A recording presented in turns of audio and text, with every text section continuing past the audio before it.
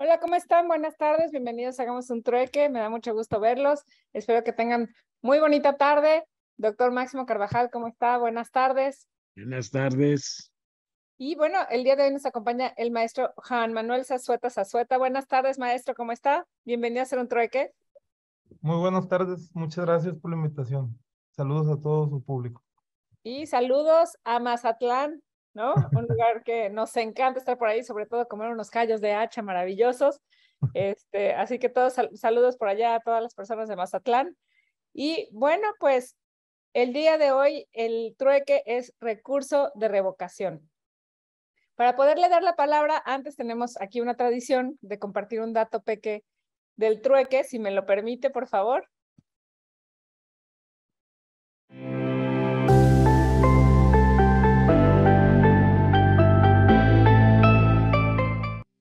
El dato peque del trueque del día de hoy: el nombramiento del nuevo jefe del Servicio de Administración Tributaria en México. El Servicio de Administración Tributaria se crea el 1 de julio de 1997 como un órgano administrativo desconcentrado de la Secretaría de Hacienda y Crédito Público. Y es hasta el 2003 que la persona titular del SAT se le denominaba presidente y se encontraba sujeta al nombramiento directo del presidente de México.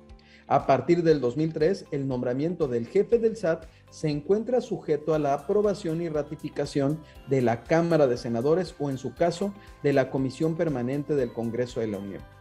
Y en estos 25 años del SAT ha tenido 11 titulares. La última persona que ostentó el cargo es la maestra Raquel Buenrostro Sánchez. Sin embargo, el pasado 7 de octubre de este año, el presidente la manda a llamar para que funja como máxima titular de la Secretaría de Economía. Y tras la salida de la maestra Buenrostro, el presidente designa a Antonio Martínez Dagnino para ocupar el puesto como jefe del Servicio de Administración Tributaria. Y de acuerdo con los datos proporcionados por el gobierno mexicano, bueno, pues Antonio, nuestro buen amigo, es licenciado en Contaduría y cuenta con una maestría en Finanzas por la Universidad Autónoma de México.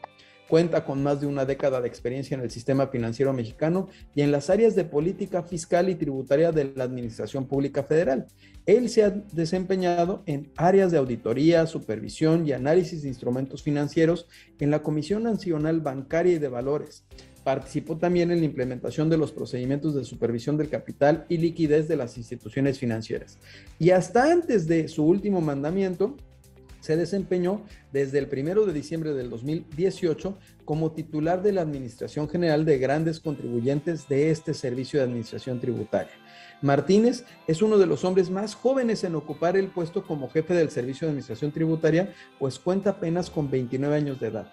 Y nos ha tocado en algunas actividades, por ejemplo, cuando estoy impulsando la reforma vinculada con las plataformas digitales, ¿no? El conversar con él, o cuando también impulsaron el reciclo, o en algunos elementos de fiscalización no intrusiva que está llevando a cabo, nos ha tocado ver su desempeño. Bueno, pues así, de esta manera, es como se designa al jefe del Servicio de Administración Tributaria. Revienta la campanita, síguenos para que te lleguen las notificaciones de todos nuestros videos.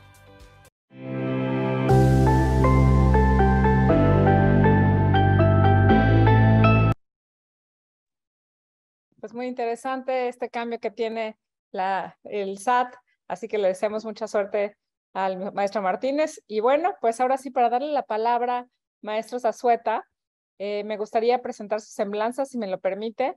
El maestro Juan Manuel Zazueta es maestro en Derecho Aduanero y Derecho de Comercio Exterior y maestro en Derecho Civil y Familiar por el Centro Universitario de Estudios Jurídicos.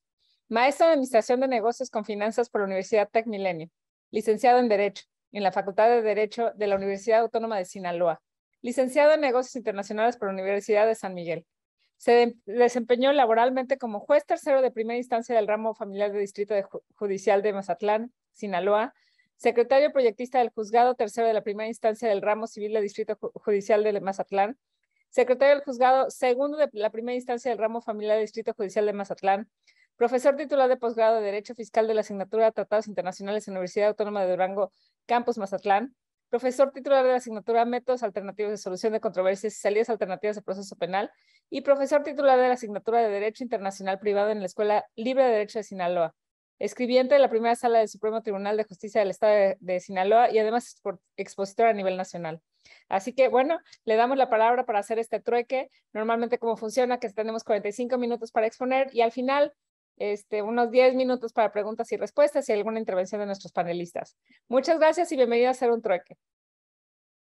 Muchas gracias por la invitación nuevamente.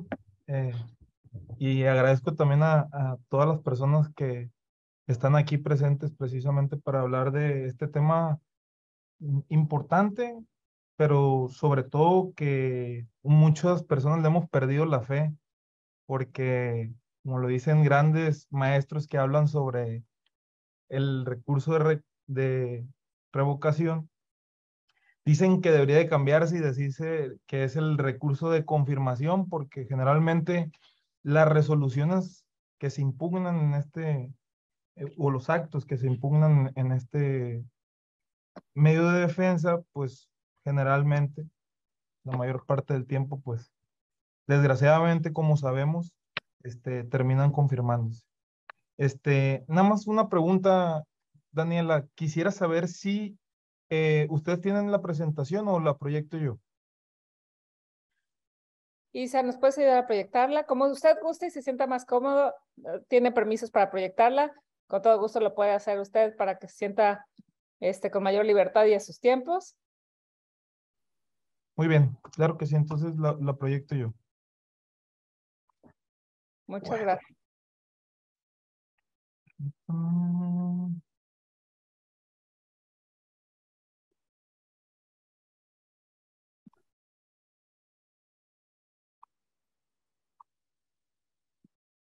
Ahí se alcanza a ver.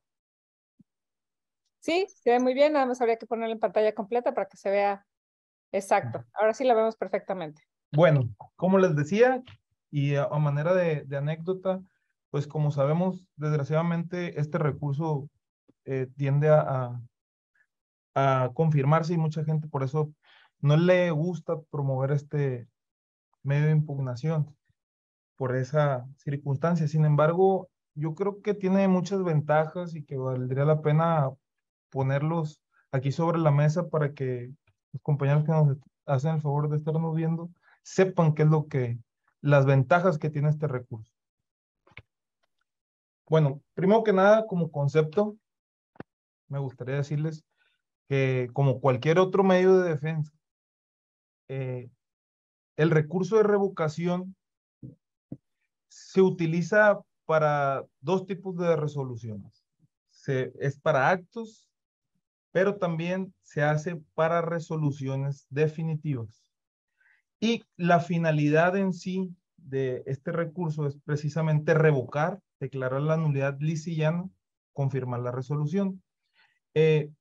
Algo importante que debemos de decir es que este recurso se rige bajo el Código Fiscal de la Federación y también en otras leyes se puede advertir, como por ejemplo en materia aduanera, lo podemos ver que también lo contempla de manera indirecta la ley aduanera en el artículo 203, que nos hace referencia que va a seguir se pudiera decir, los requisitos, la forma y el fondo que prevé el Código Fiscal de la Federación, pero al final lo prevé también la ley aduanera, que ese es otro dato importante. Como todos los medios de impugnación, generalmente tienen principios. El principio que generalmente conocemos nosotros es que debe de ser apegado al principio de legalidad, precisamente porque sabemos que existen requisitos constitucionales para que un acto de autoridad, pues, se considere legal. Los requisitos se van a ver más adelante, pero partiendo de esa premisa, vamos a decir que existe una legalidad objetiva. ¿Qué quiere decir? Que se está observando los principios más importantes como la seguridad jurídica, como que lo emite una autoridad competente y sobre todo que un principio que es un valor axiológico que tenemos es la justicia y que ese funcionamiento de la administración sea el correcto. Otro principio que rige el recurso de revocación es la oficialidad. ¿Ok? ¿Qué significa eso? Bueno, como sabemos, si nosotros impugnamos una resolución, pues necesariamente nos van a pedir que sea petición de parte. El recurso de revocación no es la excepción. Nosotros tenemos que precisamente impugnarla por medio del recurso y el impulso, si bien es cierto, lo empezamos nosotros, pero la autoridad tiene la obligación de seguirlo. ¿Por qué? Porque acuérdense que no se va a satisfacer un interés individual, sino también es un interés colectivo. ¿Cuál es el interés colectivo en este caso? Sí, precisamente que se cumpla con el principio de legalidad, que es precisamente que las resoluciones pues estén apegadas en derechos. Lo encontramos en el artículo 123, fracción cuarta y 130 del Código Fiscal de la Federación. Ahora, otro principio que es importante también tomar en cuenta es el de verdad material. Es decir, que la autoridad tiene amplias facultades para llegar a la verdad de lo que se está proponiendo en el recurso. Es decir, no solamente se debe limitar a lo que alegan las partes, sino que además, si es necesario, allegarse de algún medio de prueba, también lo tiene que hacer. Y esos principios se derivan del artículo 130 y 132 del Código Fiscal de la Federación. Informalidad, bueno, entre comillas, pero la doctrina lo ha desarrollado y dice que también el recurso es informal. ¿Por qué? Porque tiene menos requisitos. Sí tiene requisitos, pero son menos de los que se piden, por ejemplo, para el juicio contencioso administrativo. Entonces, se puede decir que tiene menos requisitos y aparte tiene uno la oportunidad de que la autoridad lo prevenga. Es decir, si no cumpliste con esos requisitos, como en la mayoría de los medios de impugnación, esta no es la excepción, te da un término de 5 días para que tú puedas aclarar, corregir o completar tu recurso. Otro principio que también es sumamente importante es el de debido proceso. Generalmente el debido proceso, según la doctrina de la Corte, nos pide en cualquier tipo de juicio pues que se respete ciertos cánones constitucionales. ¿Y cuáles son esos cánones constitucionales? Bueno, primero, que la autoridad funde y motive antes de cualquier acto de privación, tiene que fundar y motivar. Es un requisito que precisamente da seguridad jurídica al particular de que esa decisión no está siendo arbitraria, sino que está apegada a derecho con base que con la fundamentación, es decir, hay una hipótesis en una norma jurídica y por lo tanto, si se actualiza, se va a aplicar y que esté motivado, que se expliquen las circunstancias de modo, tiempo, lugar o bien indirectas que podrían ser las aplicables al caso de por qué en este caso sí se aplica el supuesto normativo que está en la fundamentación. Ahora, para no ser tan técnico, dentro del debido proceso, la Corte ha definido en otro tipo de juicios de otra naturaleza, que es que la persona tenga conocimiento de que existe un juicio, o de que existe algún acto, o de que existe una resolución. Siempre le tiene, tratándose de actos administrativos, claro está que si llega una persona que va y te notifica, bueno, ese cumple con una finalidad del debido proceso, que es precisamente que el particular está en condiciones de saber que hay algo en su contra. En este caso puede ser una resolución que impone un crédito fiscal o bien un acto de naturaleza administrativa, un acto de molestia también pudiera ser. Entonces, hay que saber distinguir esa parte. Otro requisito que contempla el debido proceso, pues es precisamente que la autoridad que emita y resuelva, por lo tanto, sea una autoridad competente. Es decir, una autoridad, las autoridades, como ya se los dije, deben de actuar conforme al principio de libertad negativa y, perdón, miento. El principio se conoce comúnmente, tiene diferentes denominaciones. Puede ser el principio de legalidad, que es, yo no puedo hacer, como autoridad, yo no puedo hacer nada que la ley no me permite hacerlo. A diferencia del particular, que él puede hacer todo lo que la ley no lo prohíbe. Entonces, también se le conoce como de libertad positiva y libertad negativa, pero para efectos académicos nada más, hace una distinción la doctrina, pero al final recae en lo mismo. Siempre es que la autoridad que emita ese acto, que emita esa resolución, sea la competente. Es decir, si mañana llega una autoridad que diciéndome que me va a embargar, bueno, yo quiero ver que realmente dentro de sus facultades exista esa competencia para que ella lo haga. Entonces, se conoce como la competencia también. Entonces, es un requisito constitucional, debe de ser emitido por autoridad competente.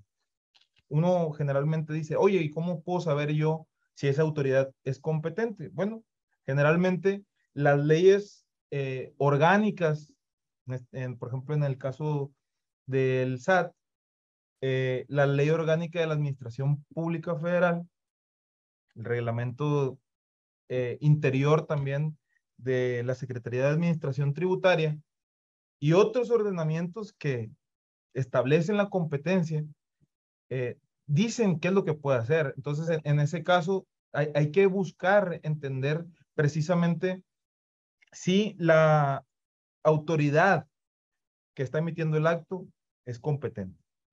Otra cosa que también es importante para el debido proceso es precisamente que la persona se pueda defender.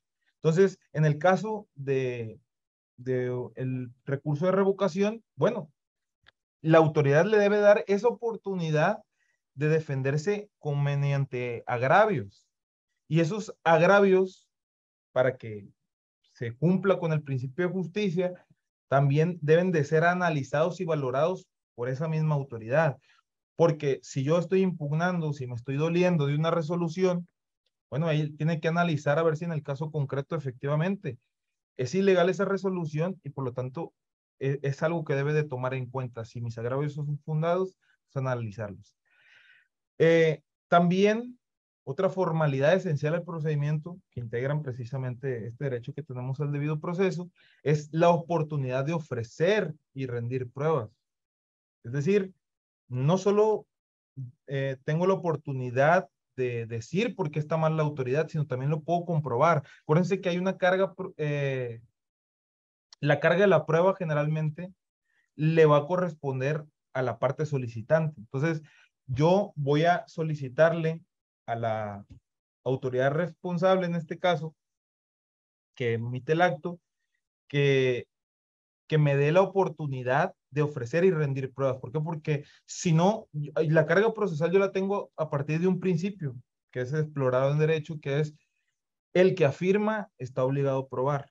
Entonces, partiendo de esa premisa, para acreditar los hechos de mi recurso, necesariamente pues voy a querer ofrecer pruebas que justifiquen y acrediten precisamente esos hechos que estoy haciendo. Otra, se pudiera decir que estaría entre comillas, porque también la Corte Interamericana, no en tema de propiamente fiscal ni aduanero, ha determinado que debe existir un plazo razonable para resolver ciertas controversias. En el caso del recurso de revocación, bueno, una vez que interpone uno el recurso de revocación, como lo veremos más adelante, la autoridad tiene 3 meses para dictar una resolución en el sentido que sea, pero dictarla. Que en la práctica a veces no pasa, bueno, eso sería cuestionable también, pero lo cierto es que por exigencia de ley tiene que hacerlo en 3 meses. Ya después veremos cuáles son las consecuencias de no dictarlo en ese tiempo. Y finalmente, la resolución tiene que ser congruente con lo que le estoy diciendo a la autoridad. Es decir, si yo digo que el procedimiento es indebido, ¿por qué? Porque la autoridad no me notificó oportunamente como lo debía hacer, y por lo tanto yo no tuve eso. Ok, lo tengo que acreditar. Tengo que acreditar. Ya en ese tema se ha cerrado un poco el recurso de revocación, como lo veremos también en el apartado respectivo, pero lo cierto es que si yo se lo pido y se lo acredito, ellos me tienen que resolver conforme a los planteamientos que yo hice. Entonces, básicamente, esos son los requisitos que para el caso del recurso de revocación se deben de buscar. Otro dato importante es que dentro de que sea ágil, hay un principio constitucional, concretamente en el artículo 17, que nos dice que debe de ser eh, expedito, pero expedito pues es muy ambiguo. En el penúltimo requisito, ahí está prácticamente reglamentando eso que les quiero decir. Y finalmente, también hay otro principio en el mismo artículo 17 constitucional, dice que la justicia debe ser completa. Y eso también como que viene a reglamentar la parte de que la resolución sea congruente con lo pedido y alegado. Ok, como todo recurso, hay que ver los requisitos de procedencia.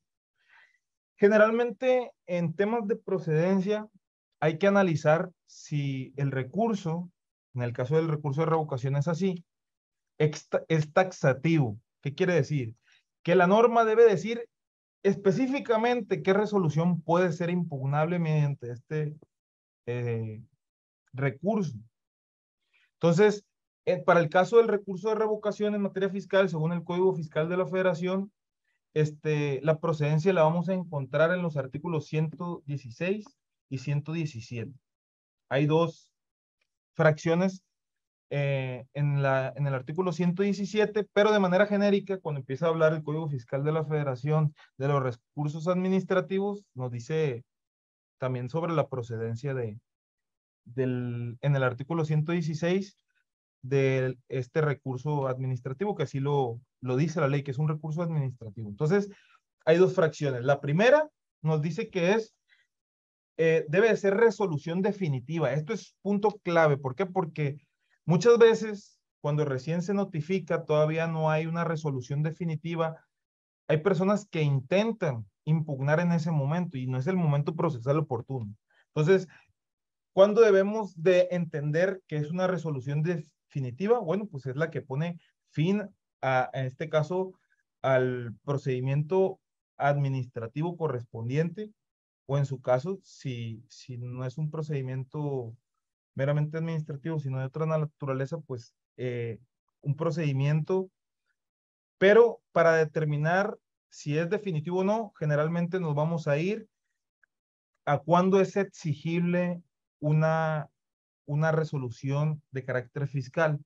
Entonces, ¿cuándo podemos decir que es exigible? Bueno, precisamente cuando esté líquida, cuando ya esté imponiendo un crédito fiscal, cuando ya se terminó. Ese es un ejemplo nada más. Si se impone un crédito fiscal en ese momento, podría ser recurrible. Si yo lo hago desde antes, en la primera acta, pues entonces de entrada me lo van a desechar porque no es una resolución definitiva. Entonces, ese es un matiz importante que hay que tomar en cuenta. Siempre tiene que ser una resolución definitiva. Ahora, la primera fracción es, como lo vamos a ver más adelante, es de una orientación más fiscal, mientras que en el tema de los actos de autoridad, la fracción segunda, es más administrativo. Entonces, hay que partir de eso. Los actos de autoridades fiscales federales van a ser más administrativos, como ahorita lo vamos a justificar. Ok, entonces, para la procedencia de la primera, como les digo, debe de ser definitiva. Ahora, generalmente existen actos administrativos que son concretos, pero también puede haber actos administrativos que son generales. Es decir, debemos de saber que el destinatario de el acto administrativo debe de ser una persona en concreto. Entonces, fulanito de tal, esa es la persona. Entonces, ese es otro requisito que debe tener la resolución para encuadrar en la hipótesis de la fracción primera del artículo 117. ¿Cuál otra nos debe importar? Bueno, que hay una afectación jurídica o económica al particular. Si me imponen un crédito fiscal, pues claro que me va a causar una afectación económica. Una afectación jurídica, para cambiar el ejemplo, pudiera ser que me embarguen una mercancía y pues yo me esté enterando y contra ello yo quiera poner interponer el recurso de revocación. Una resolución nueva. Bueno, primero, cuando hablamos de una resolución nueva, pues claro que está que debe de ser reciente. Debe de ser reciente y por lo tanto no me puedo estar doliendo de algo que no lo hice de manera oportuna. ¿Por qué? Porque sería un acto consentido o una resolución consentida. Debe de ser algo nuevo y de estar dentro del término. En este caso, en el recurso, la regla genérica son 30 días para su interposición, pero hay excepciones a esa regla. Cuando se trata de un procedimiento administrativo de ejecución, puede ser tiene que ser a los 10 días de que se publica la convocatoria de remate. Y en cualquier momento, si me están embargando un bien, que yo soy propietario o bien soy el titular. La última fracción no aplica para todos, o sea, todos estos requisitos se deben de cumplir, pero en tratándose de asuntos meramente aduaneros, pues también deben de ser aquellos que tienen que cumplir todos los requisitos anteriores, pero aparte pues de que la autoridad realmente sea la competente, que sea de carácter aduanero. Ahora, ¿qué autoridades comprende? Porque estoy hablando de autoridades, pero todavía no. Hay que saber que hay dos tipos de autoridades que prevé esta fracción. Las primeras son las centralizadas, que es el Servicio de Administración Tributaria y la Agencia Nacional de Aduanas Mexicanas. Mal no recuerdo que así se llaman. Permítame porque no me quiero equivocar en esto y creo que es nada más Agencia Nacional de Aduanas de México, perdón. Que es también una autoridad en la cual nosotros podemos decir que es centralizada. Es decir, no depende de otra más. En el caso del SAT, sí depende de la Secretaría de Hacienda y Crédito Público, pero saben que tiene autonomía presupuestaria y de operación. Por lo tanto, pero también hay organismos fiscales autónomos, como el IMSS, como Infonavit. Si una empresa no está cumpliendo con sus obligaciones fiscales, bueno, también ellos son organismos fiscales autónomos que pueden, en su caso, emitir una resolución o un acto que abra la posibilidad de la procedencia del recurso de revocación. Ahora, ¿cómo yo quiero saber qué autoridades pueden comprende, o sea, centralizadas y organismos fiscalizados autónomos? Ahí están los ejemplos, pero ¿qué características debe de tener esa autoridad? Bueno, primero, debe de recaudar, debe de fiscalizar, debe determinar créditos y cobrarlos coactivamente. Si cumple todos los requisitos estos, y no se trata de la señora de la casa, estamos ante una autoridad de las previstas en la fracción primera del artículo 117. La segunda fracción, como se los comentaba, habla de actos. Como les dije, esta es una orientación más administrativa.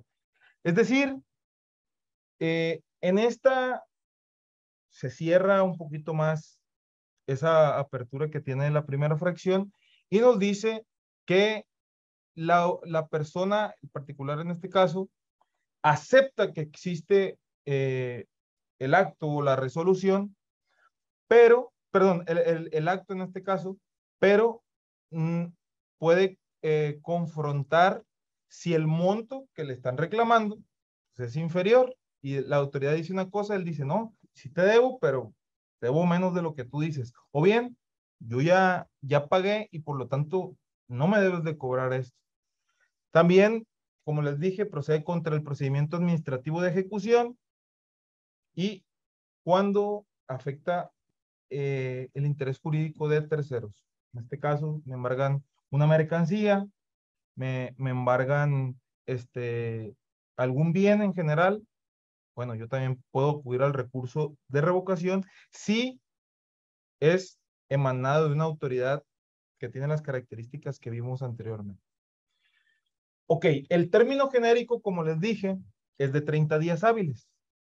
Eso es importante saberlo. ¿Por qué? Porque de manera genérica, no es el único supuesto, pero nomás les puse ese, porque el 90% va a ser así, es que se promueve en 30 días hábiles. Ya les dije, si es un procedimiento administrativo de ejecución, después de la convocatoria de remate son 10 días.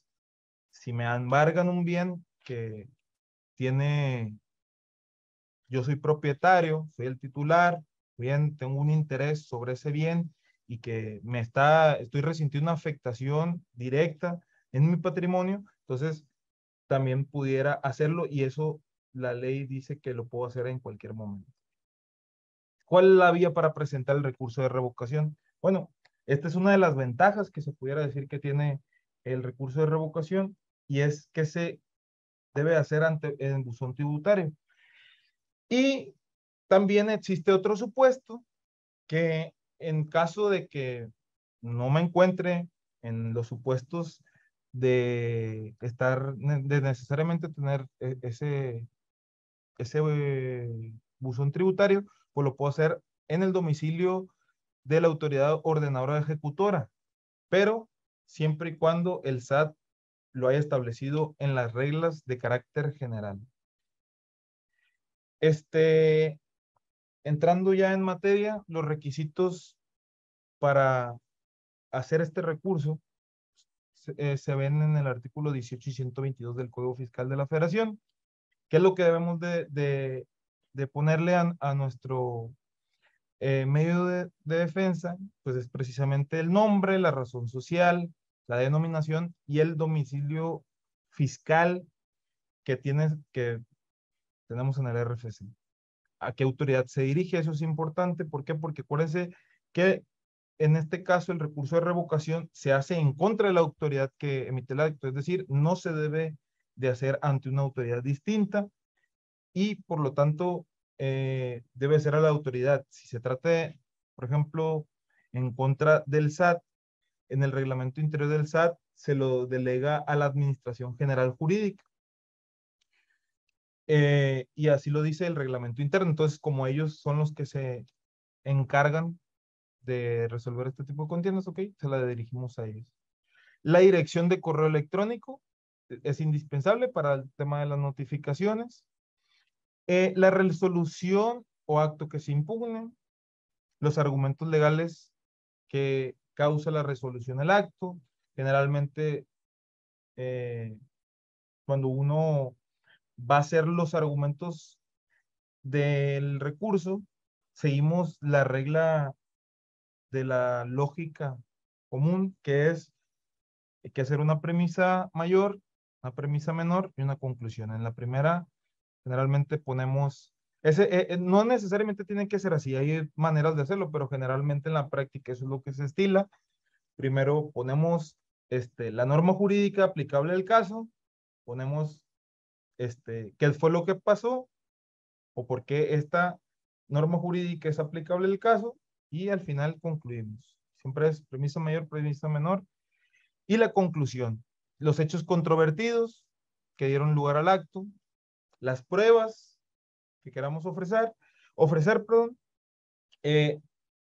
hay un requisito también de acompañar los documentos que nosotros tenemos, los tenemos que acompañar siempre con nuestro escrito, y si no los tenemos, tenemos que solicitarlos. Si no nos los expiden, pues entonces de perdida acreditar que ya lo solicitamos. ¿Por qué? Porque hay una presunción de que si no lo solicita así, en este caso el gobernado, pues se presume que él puede acceder y puede tener esos documentos. Entonces, si no es así, hay que acreditar que lo solicitamos. La firma electrónica también es un requisito indispensable, y en el tema aduanero, mediante reglas, se ha establecido también la copia del INE. Como les digo, el artículo 123 también nos dice básicamente qué documentos se deben de acompañar. Este es un listado, se pudiera decir, limitativo. Digo, se está diciendo, pero no es limitativo. Puedes agregar otras cosas, porque al final acuérdense que nosotros tenemos que defendernos. Entonces, si yo lo voy a hacer por medio de un representante legal, pues hay que llevar el poder o el documento que acredite mi personalidad. Antes se utilizaba cartas poderes, no las recomiendo. Hay que propiciar seguridad jurídica. Generalmente las sociedades mercantiles o, o sociedades de cualquier otra naturaleza, pues lo hacen en escritura pública, y hay que buscar de que sea así. También, necesariamente, para efectos de que, fíjense que aunque aquí es por conducto de la autoridad, pues se va a formar como tal un legajo que va a servir para analizar. Entonces hay que poner la resolución impugnada o el acto que se está impugnando. Hay que ver cuándo, la autoridad le interesa saber cuándo se notificó el acto. ¿Por qué? Porque eso influye en el tema de la oportunidad, a ver si el recurso se está interponiendo de manera oportuna, o bien si se está haciendo de manera extemporánea. A ellos les interesa saber eso, finalmente las pruebas. Una de las ventajas también que tiene el recurso de revocación es que no necesitamos exhibir la garantía. Por lo tanto, según el artículo 144, se puede suspender la ejecución de la resolución o el acto impugnado. Pero después de que se dicte la resolución, vamos a tener 10 días para garantizarlo. Entonces, ojo ahí. Es importante, ¿por qué? Porque no me está obligando a garantizar el interés fiscal, pero lo que yo puedo hacer en este momento, pues ganar tiempo. Si ve que que la resolución está apegada a derecho, como estrategia es ganar tiempo para el cobro de ese crédito.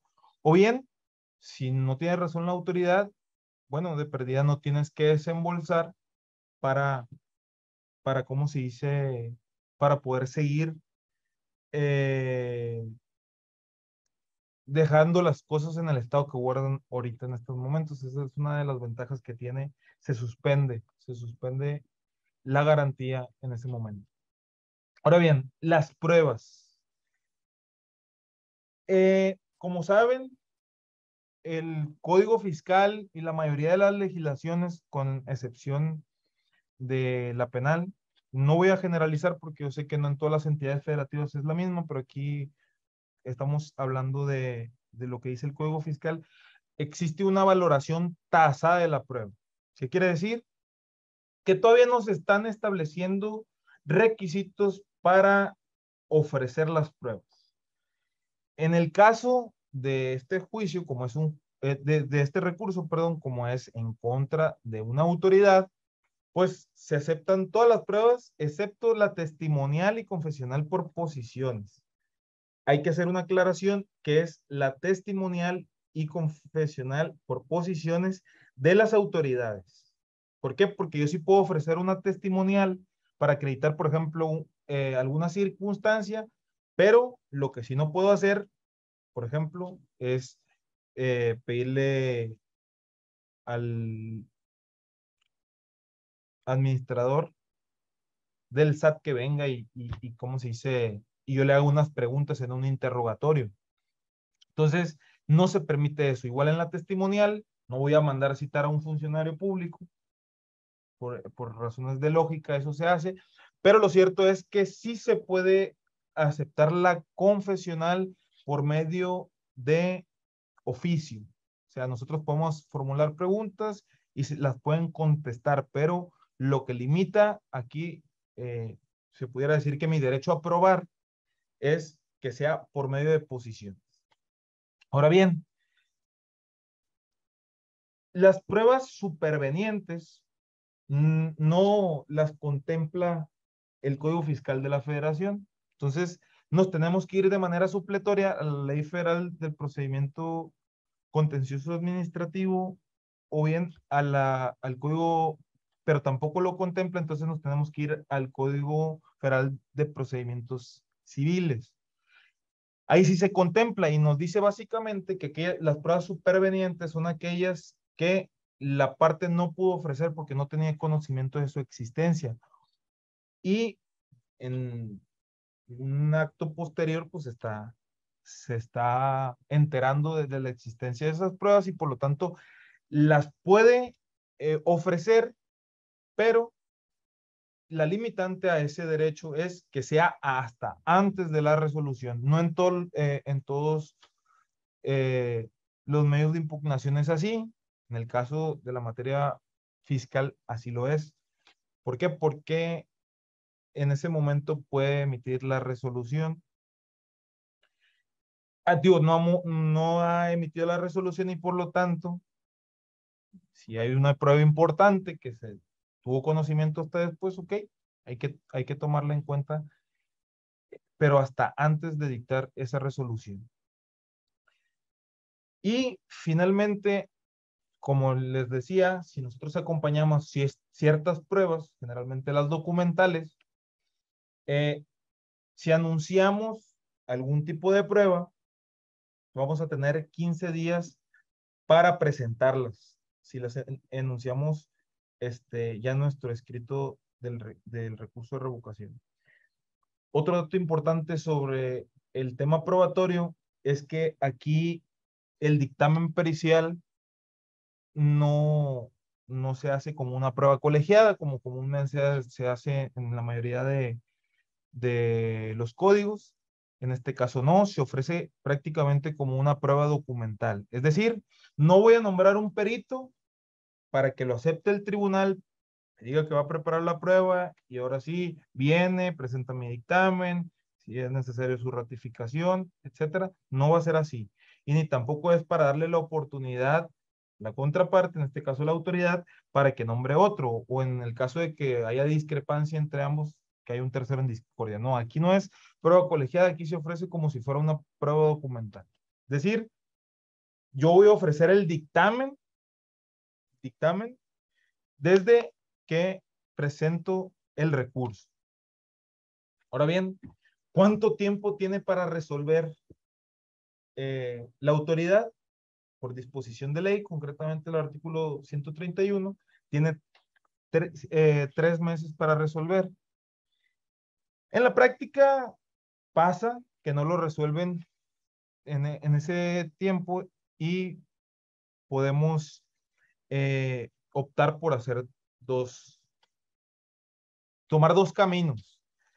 En el caso de que no se haya dictado, bueno, puedo promover un amparo indirecto para efectos de que la autoridad responsable, en este caso, si se trata de una autoridad administrativa o de una autoridad fiscal federal, voy a solicitar en este caso, un juez de distrito que lo conmine a emitir esa resolución. ¿Por qué? Porque ya pasó el plazo de 3 meses que tenía para resolver y no lo ha hecho.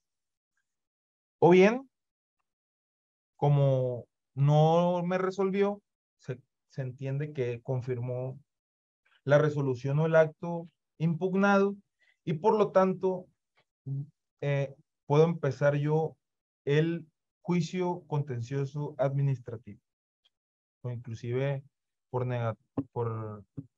negativa ficta. Finalmente, la resolución del recurso puede tener varios efectos. Si no encuadra ninguna de las hipótesis de improcedencia previstas en el artículo 124,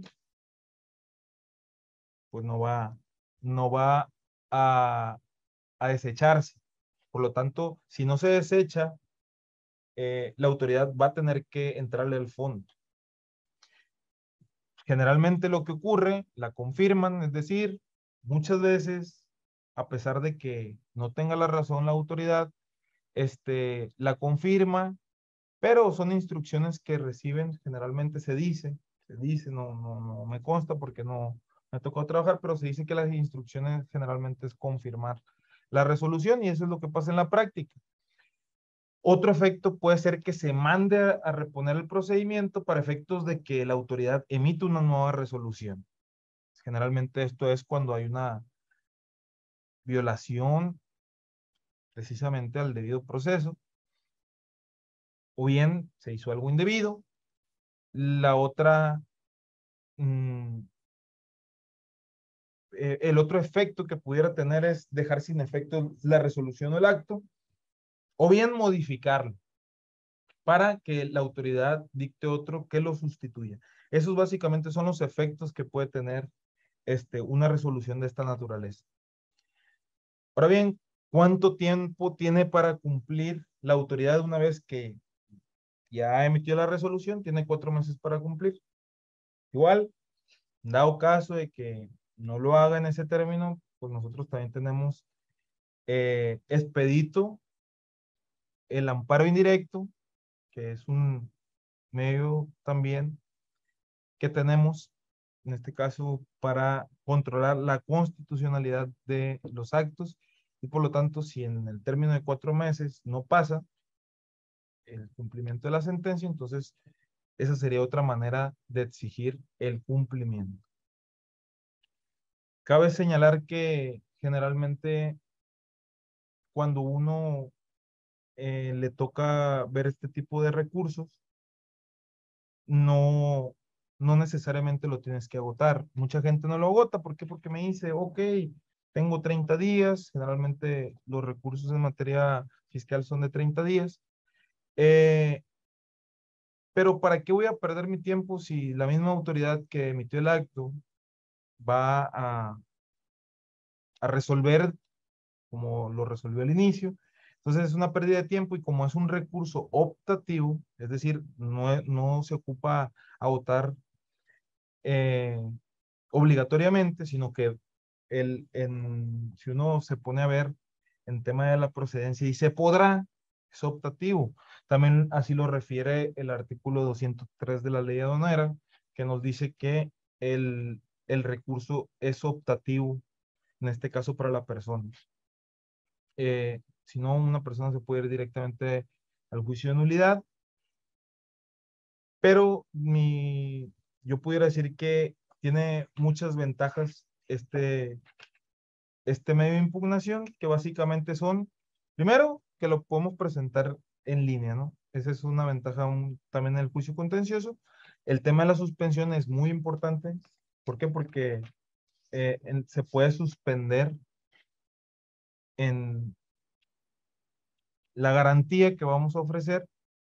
Otro tema importante, pudiera decir, es que estratégicamente, si vamos a ganar tiempo, lo interpones y todavía, aunque sea para efectos nada más de ganar tiempo, lo puedes hacer y no le tienes que sacar todas tus cartas a la autoridad. ¿Por qué? Porque puedes impugnar mediante un solo agravio, que no es suficiente. Generalmente cuando uno piensa que este recurso sí se va a resolver de manera favorable, pues intenta hacer todas las alegaciones que estime pertinentes.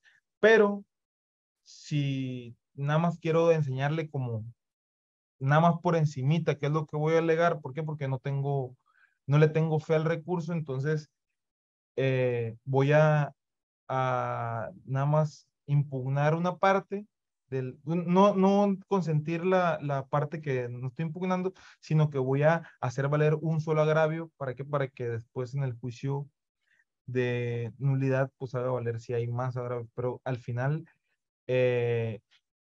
aquí, a diferencia del juicio de nulidad, pues sí tenemos que tomar en cuenta nosotros que lo podemos hacer estratégicamente para que dure más tiempo la ejecución precisamente de esto, y no digo que en todos lados sea así, pero generalmente buscar la nulidad de la resolución del acto impugnado.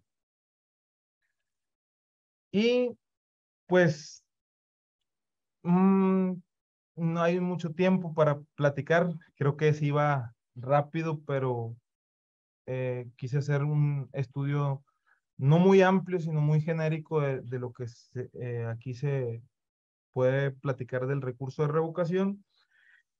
Nada más aclaro el recurso de revocación genérico, porque también hay un recurso de revocación exclusivo de fondo, pero como el propio nombre lo dice, pues ahí ya se ven violaciones de fondo y no tanto de forma. Entonces, en este recurso yo no me quise meter nada más al genérico, y creo que tiene mucho más ventajas también que el de fondo, porque en el de fondo precisamente estamos viendo ya, se pudiera decir, no estamos cuestionando la forma, sino estamos ya atacando algo sustantivo.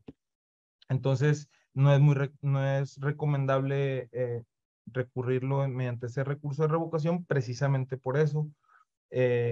Ese medio de impugnación precisamente por eso, porque no ve las violaciones de forma, sino nada más de fondo. Y agradezco su atención. Al final de esta charla, si tienen algún comentario o duda, estoy a sus órdenes. Muchas gracias. Y bueno, pues de parte de todo el equipo de TLC Magazine México y Hagamos un Trueque, maestro Juan Manuel Zazueta, le queremos otorgar este reconocimiento virtual en el que menciona Hagamos un Trueque, otorga el presente reconocimiento al maestro Juan Manuel Zazueta por hacer un trueque en la plática virtual con el tema recurso de revocación el día 26 de octubre del 2022, firmado por el doctor Octavio de la Torre y su servidora. Muchísimas gracias, maestro. Excelente plática. Y bueno, pues muchas gracias por hacer un trueque. Hombre, con todo gusto, saludos a todos y gracias también a ustedes por prestar atención.